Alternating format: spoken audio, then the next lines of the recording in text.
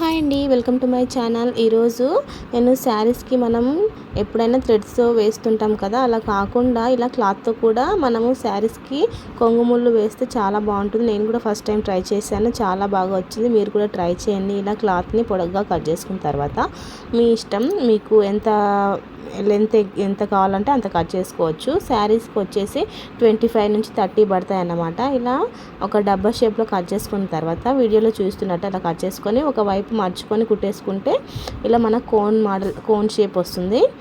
అట్లా అన్నీ కూడా మొత్తం కుట్టేసుకోవాలి. కుట్టిన తర్వాత వీటిని ఉల్టా తీయాలి.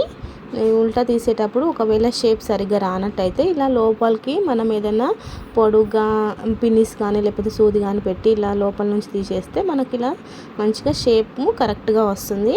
వీటిని నేను శారీకి ఎలా డిజైన్ చేశానో నెక్స్ట్ వీడియోలో పోస్ట్ చేశాను.